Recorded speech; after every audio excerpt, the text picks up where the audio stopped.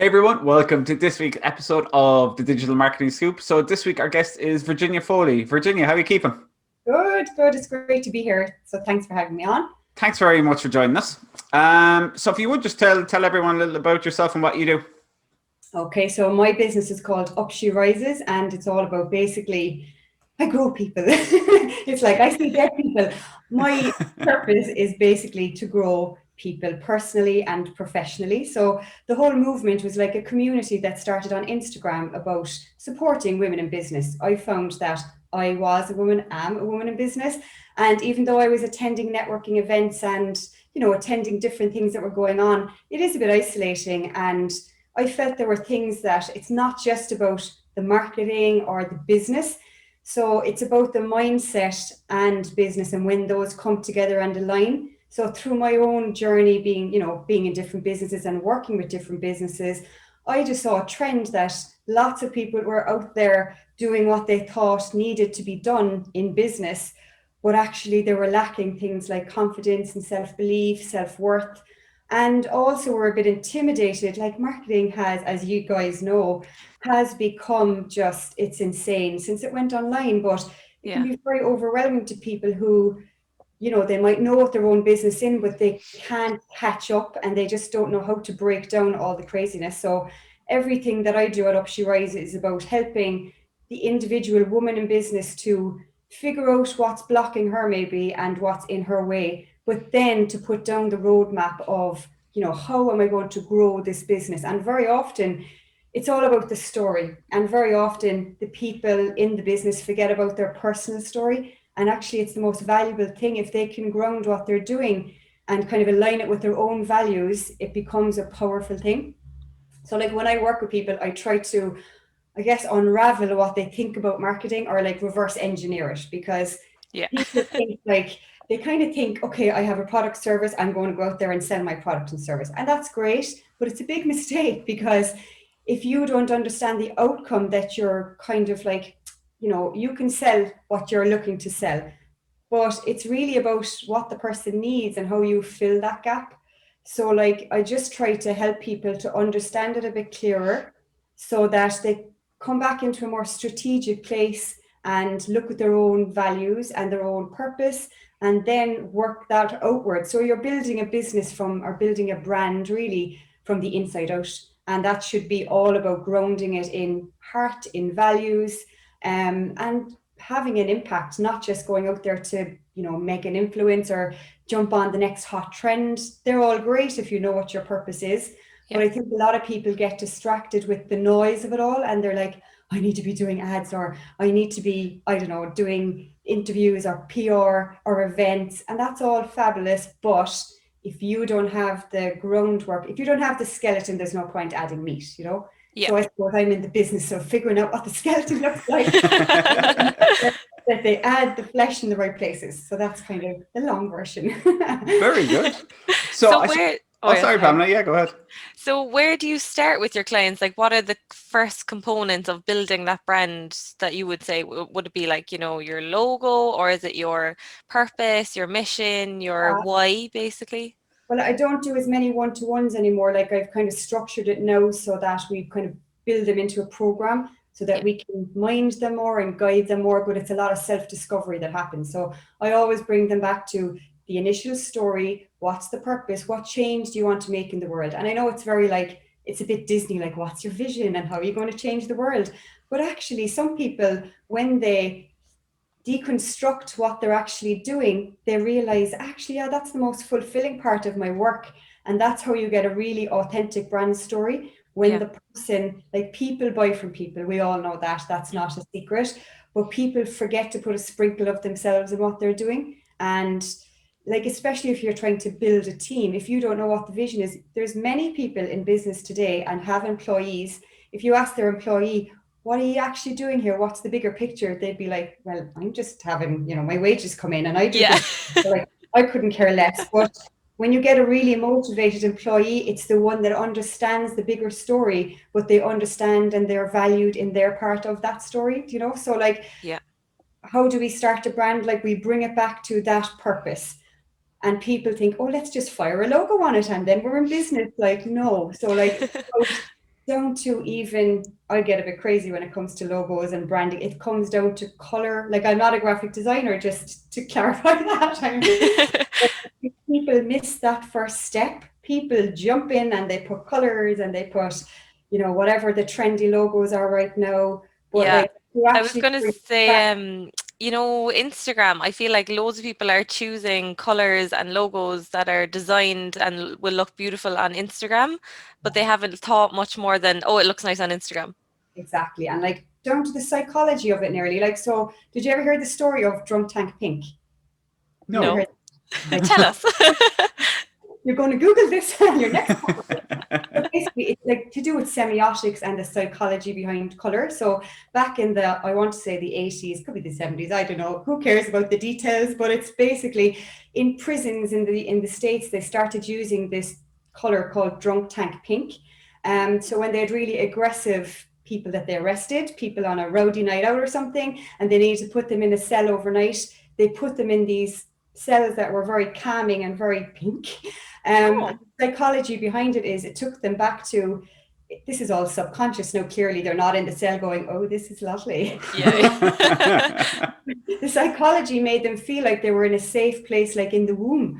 So like the example I use for my business is my logo. Like people are like, oh, you obviously chose pink because it's about women.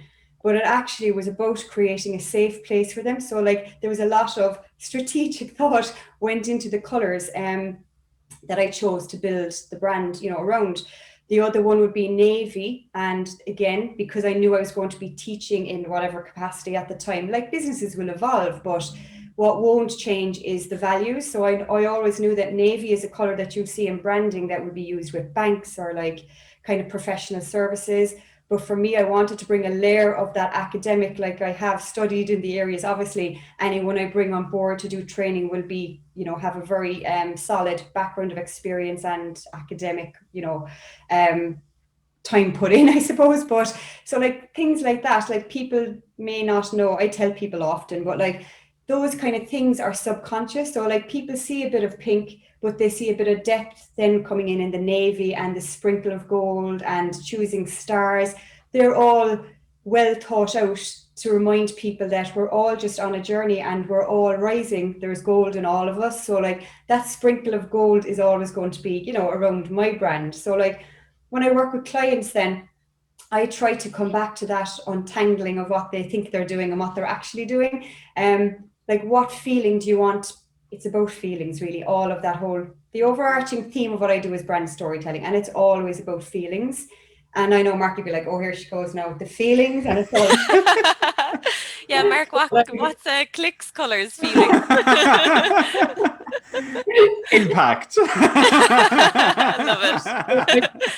It's like when it comes down to it, like there's a lot happening in the psyche or like in the psychology of it all. So like we want people to, I want people to understand what outcome are you selling. So on my page, I'm not selling products or services or branding help. I'm selling a feeling. I want people to be motivated. I want people to have the practical skills, right? So I try to get clients to think the same way. So like if you're, a recent example actually is a gym that I was working with. They're in a completely saturated market space. So we went back to the inside of what that person really, what are their values? And his values were basically, actually, I want people to be happy and live a better life and just be better. So the colors that we rooted all of our work in was yellow, because that's the feeling. He wants people to be buzzed and to be really energized from any interaction with his brand. So like, it's very simple, and it's actually a space that when I get into it with people, they really enjoy it. Even people that don't think that they're a marketing folk, they get into it and they're like, oh, I get it. Like, I really get it. Like, what I'm actually selling is a convenience or, a transformation, or I'm selling, it's not always about what the outputs are in terms of the tangible things people are buying. So Yeah. it makes it really easy and enjoyable then. So like when they're creating a logo, I always say to people, your logo is your first employee. It has to do some of the heavy lifting. It has to be, everything we do in marketing is about getting things top of mind.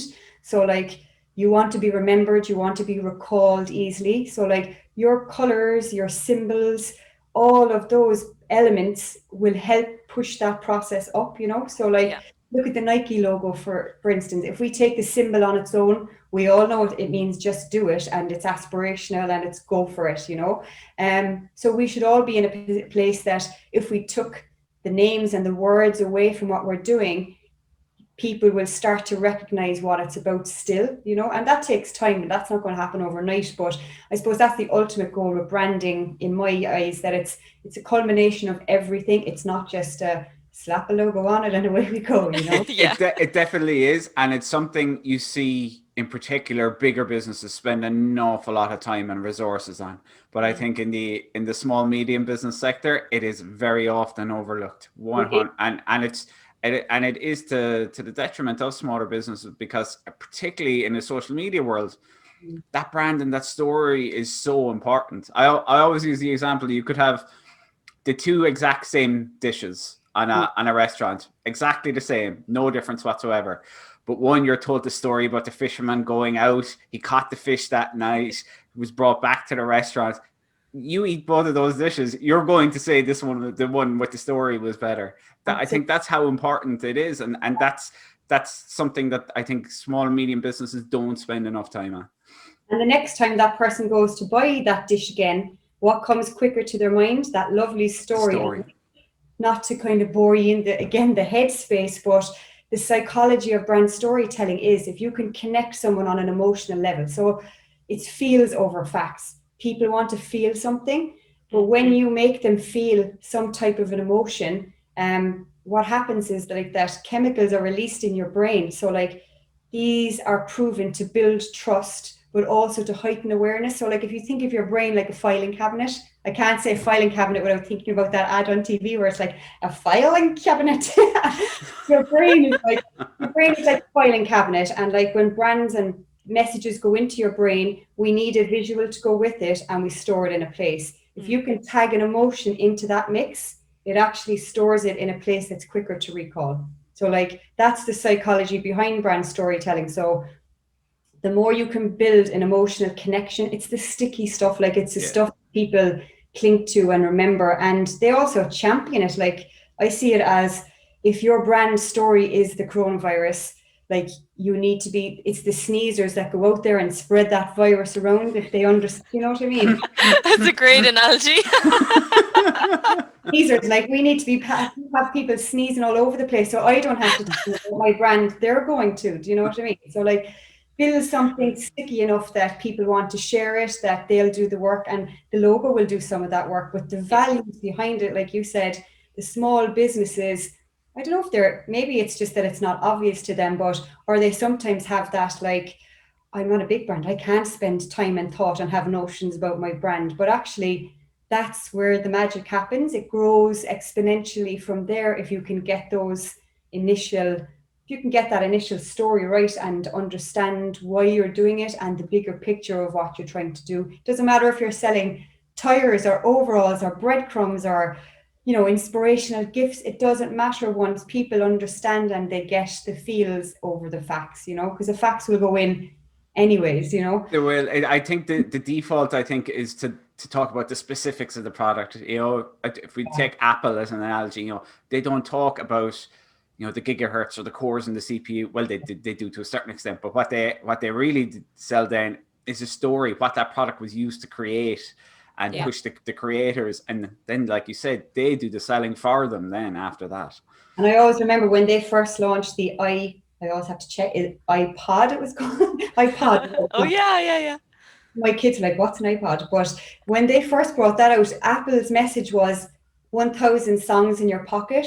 We didn't need to know about the gigabytes or whatever the other fancy things, like, like I can go about my life with 1,000 songs in my pocket. And that's exactly it, you know, like that's the thing. People in that scenario, we bought into something that we didn't even know we needed. You know, that's how clever that was. I was like, oh, I need that, you know. It really is. And that kind of, I suppose, brings on nicely to, because we'll say that's something you didn't even, as a customer, that's something you didn't even know you needed, we'll say. But for brands and for small businesses, how would you help them narrow down like who their ideal customer is? Because a product or a service could be spread across so many different types of people or types of businesses, depending on what you're targeting. So what kind of ways would you help people to narrow down, okay, this is my perfect customer? Yeah, well, I think like people again are guilty of just going out there and trying to be everything to everyone. And I think you have to really niche down. But though I'm not a big data girl, like I definitely think the proof is in speaking to your customers, staying very close to them, and starting with their problem first, and then working backwards and how you need to adapt to that. But like if you know what your real purpose is, like for instance, mine is helping women to grow. Just because, I might not have all the answers of directions they want to grow in, I'll still focus on their problem, and I'll bring, other skill sets in to satisfy that need for them. So I suppose it's about niching down, researching. Like we just finished a program there a couple of weeks ago. It was our first kind of big 4-week intense program. We had 17 female businesses go through it. And we could have just left them off and been like, brilliant, let's go again. But we drilled down into surveying them, getting the real, like, what exactly, what was lacking in the program, what worked well. So it's about researching into, it doesn't matter if you only have 2 customers, speak to them, because there's gold in what they're going to tell you, Same with feedback on products or services, like speak to as many people as you can and keep moving, be robust enough. And even if it means sometimes it's like people don't want to hear the failures, they're like, oh, they didn't like it, but that's because they didn't like it. Go back and be, I suppose, led by curiosity, in that you mightn't have all the answers, but you need to adjust your mindset to grow wherever you need to grow. So I suppose in terms of targeting your audience, it's the research and remembering who it is you're helping and what her life or his or their lives look like. Relevance is the new black. Like, how is my business going to be relevant to them? Like in Up She Rises right now, like I said, we sell inspiration and motivation, and then practical marketing, help in terms of programs. But my message won't change in terms of what purpose that I'm driven by or what it's anchored in. But how I sell that might have to change. Like in a year's time, we might have moved completely away from programs. We might be completely away from products, but the purpose won't change. And if you can build yourself up to be that agile, that I'm going to move with what my customers need, and any misconceptions about me being the best solution, you have to leave your ego out of it a bit and figure out, what do these people need today? Keep her on your mind every day. Like, where is she at in her life? What does she need? What is she struggling with? That's how I want to help her grow in her business, So I think it's about just staying extremely close to your customer, but being open enough and egoless enough to hear the feedback and be willing to improve and be curious as to, how can I do that better all of the time? Like we're all going to keep evolving, but so are our customers' needs. So keeping it as relevant to them as possible, I think, is really how to stay close to that target audience. So Virginia, I suppose the one thing with brand as well is, I think it allows you to branch out into different areas. You see people, if they build a really good whether it's a personal brand or not, that it allows them to use that brand to enter other markets, to develop other products, different services. And when they enter into that area, we'll say, where they haven't been before, where they've already built a strong brand, it can have a massive impact. Like we'll say for yourself, you obviously you've developed merchandise and all this as well, and with the Up She Rises brand. So obviously that's a way. For our listeners, I'm holding up Virginia's merchandise. I have it at home. But that's a really good example, I think, of, it's not just, there's a core product or service you're offering, but you can leverage that brand in so many other ways then as well. Absolutely. And like, I know how, even when I go searching initially, for instance, when I go searching for products, because I have the groundwork done in my brand, and like I suppose I know what it's grounded in, I know the outcome that I want to deliver for people. It makes it really, like, it makes everything easier. It makes content easier. It makes collaborations easier. If I had to hire somebody in the morning, I know the type of person she needs to be and what her values need to be. So it simplifies everything. But in particular, if I want to stretch out into, and there actually has other things that have since come up that I'm working on 2021. And initially I was like, wouldn't have thought of that, but it makes perfect sense now that I know when you know what you're about and you know the outcome and the purpose, it just makes everything so much easier. So I could, like you can be fluid, I suppose, is the way to, without diluting what we're doing. It's still all relevant to the people we're serving. So I think that's really exciting because I am like by nature a very creative person, often referred to as a magpie because I will go with the next shiny thing. Like, oh look, and I think actually a lot of businesses are guilty of having the magpie syndrome because they're like, oh, everyone's doing vlogs, we need to do vlogs, or everyone's doing this, let's do that, and they go down these rabbit holes. Come back out of the rabbit holes. Why are we doing it? What's like often before Up She Rises, I would help people with events and PR and all sorts of things.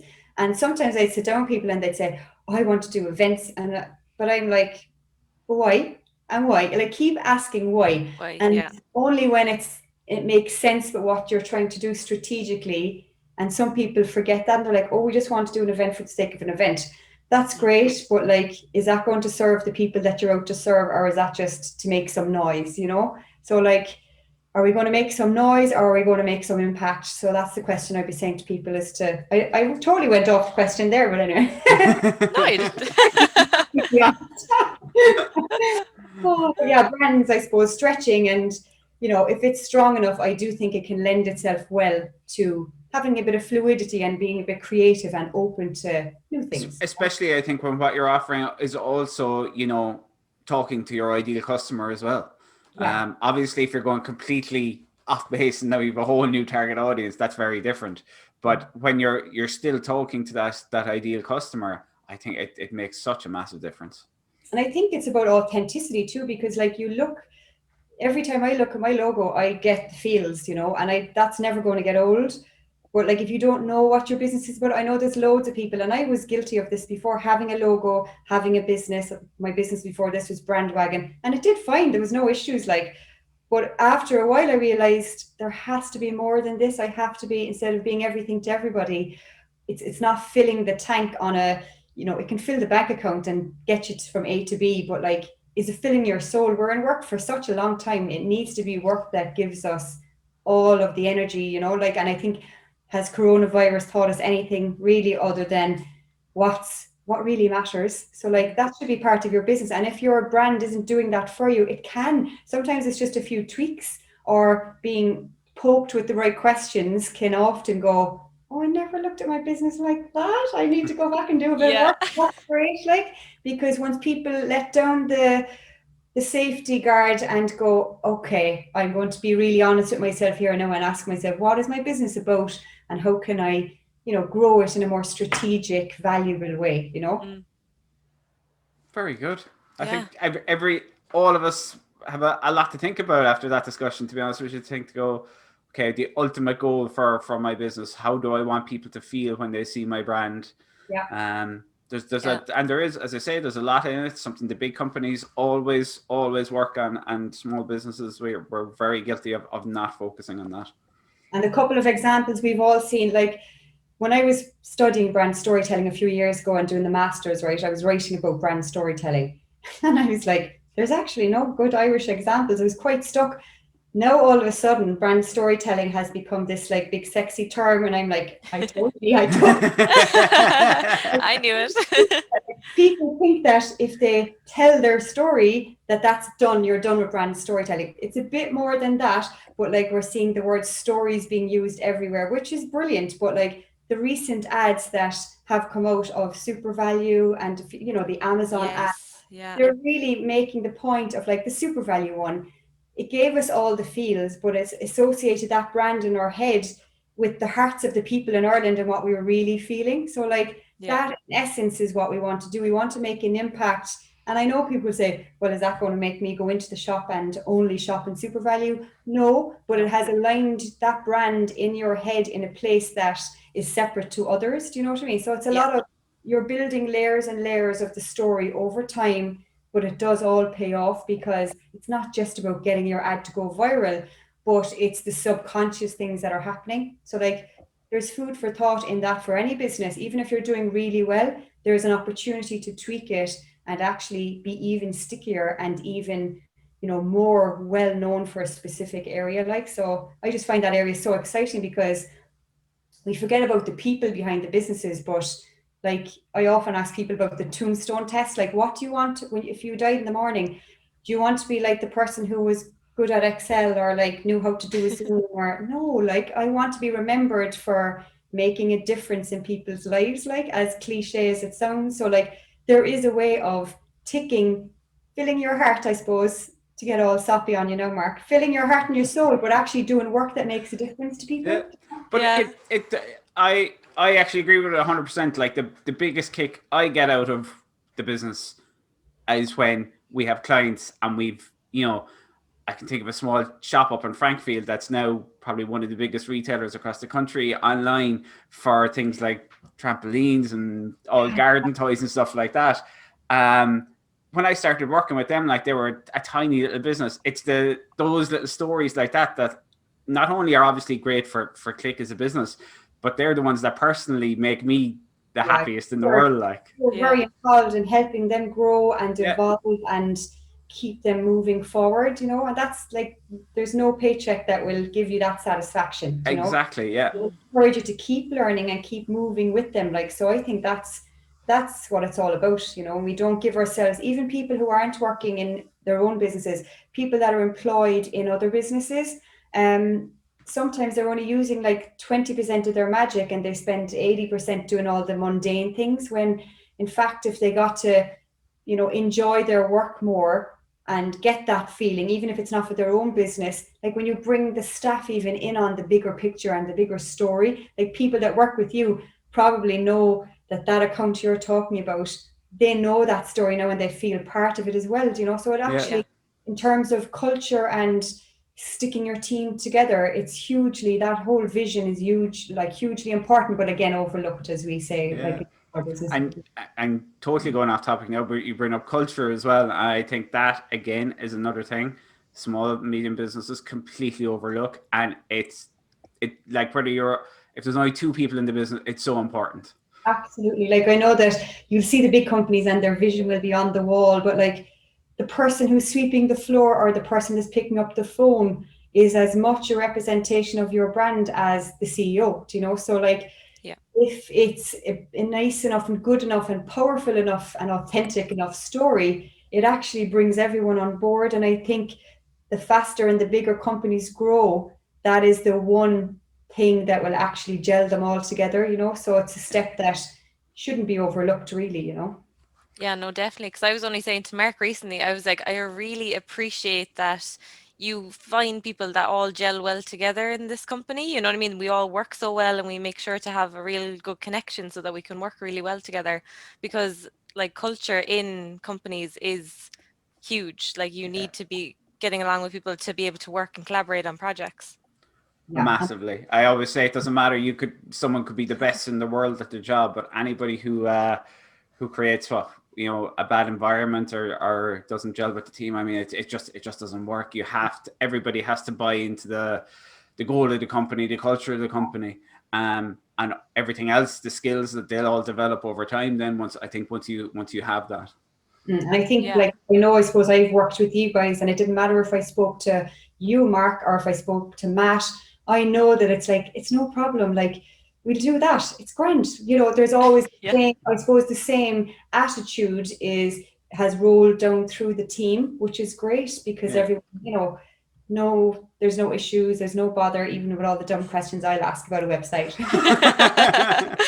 But yeah, no, even like in the mornings we have like a 5-minute meeting, so everybody knows what everyone's doing. So like I wasn't on the project for your website, but I knew things that were going on with your website, even though I wasn't on the project at all. So we all know exactly what's going on with each other. Yeah, so we it's do. Brilliant. We do a thing called a daily huddle, which is where all of us just for literally 5 minutes every single morning go, okay, have a quick chat, and then here are my key tasks for the day. So everybody it brings, especially when we're working in a remote environment, it just brings us all together in the morning. Everybody kind of has an idea what everybody else is doing. And I think it works well. And it's definitely something I would recommend to small businesses, particularly when people are working from home, because very easy you could, I'm sure, go a week without, talking to someone on your team.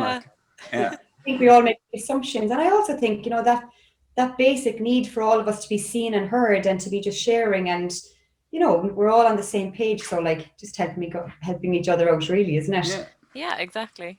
Yeah, we've kind of gone a bit off topic now. As, I forgot we were as on a is tradition. podcast. Go on the kettle. I know, literally, you can see here with a cup of tea and chat away. Okay, so just to bring it back, so from the start you were saying, Virginia, you really want to inspire women in business. So can you tell us how you're doing that? So I know your Instagram is a huge one and you have these courses, so do you want to tell us all about that? Yeah, so like I said, it started like a community on Instagram, but I'm helping a person who is just one stage before me. Like, so I've gone through the whole process of self-doubt, imposter syndrome, and yeah, we can read the lovely inspirational quotes, and there's parts that I love an old quote, don't get me wrong, Yeah. but it's deeper than that. It's about actual practical things that they can do. And if we're all about you can, that's our main message. We all need to be reminded on Instagram, in prints, visually around us. We need visual cues. We need to keep every single, like, how many times this week have we felt self-doubt? Like, it comes up and we don't even recognize it, So it's just about keeping people focused, motivated. But I also want people to relate to it, because I have anything you're feeling, I've probably felt it, but I'll make it my business to figure out a way to resolve it, So we share things on Wisdom Wednesday. The whole idea was a hashtag, each one teach one. Now there's another story behind that. It was actually about slavery times, that when one slave learned to read or write, he felt an obligation to share that on, because it's a privilege. And I actually feel the same way. I think a lot of people in marketing for a while were huddling in their secrets and not sharing this. And I wanted to break that down and go, actually, no, because the only way, it's not privileged information, because each person will do it differently. But I wanted to break down the barriers for people like me who are working at home on their own. And though I had a great network, there's other women that maybe didn't have that. So I wanted to make sure that women felt that they could do it, but I wanted to give them the how. I wanted to give them practical tips. So we started Wisdom Wednesday, where I know you've been a guest on Wisdom Wednesday. But like, if I see people doing fabulous things, instead of going, oh, for God's sake, they've done that, I try to lead with curiosity and be like, that's fabulous. I want to show everyone how to do that. Yeah, there's definitely been like a cultural switch, like in recent years, of, keeping the brand secrets to now sharing your wisdom, because like, as we say, it's already on YouTube and Google anyway. Exactly. So you might as well share it and show that you're like, show your knowledge and show that you can do it. And you, as you said, everyone has their own flair of doing it their way then. Like, me and you could approach the exact same project and do it in different ways, and there's no good or bad way around it. It's just about, and other people will springboard another idea from that. So it's just about extending out the breadcrumbs. We'll give them the full slice pan, but like, in the meantime, I want them to have little nuggets of information everywhere, so that they can digest it, learn it, and not be overwhelmed. The overwhelm in marketing is unbelievable. Like, we're just something new every day.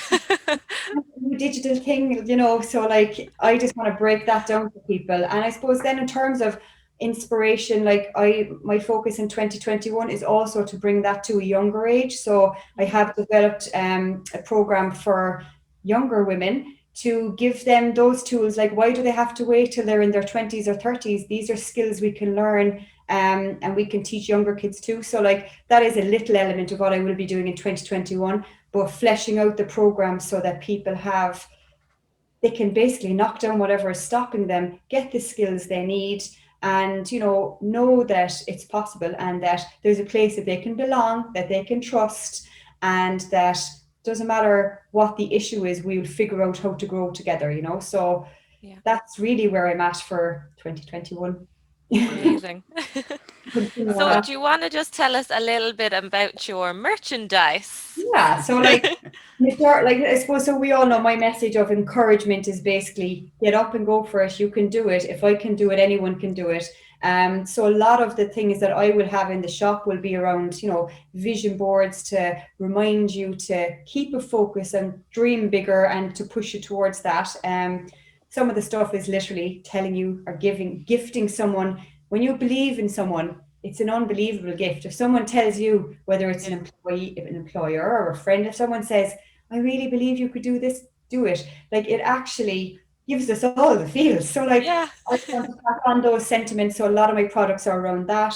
Well, you know, I won't be products are only like a portion of what I do, but I do think that people need reminders in our office or in our homes. We need to be reminded, and the brain is a funny old thing that like sometimes we believe things that we tell ourselves. So it is about, even though you might think it's just a pretty quote that's hanging in your office, it's doing a bit of work for you because it's reminding you, and you need to see that.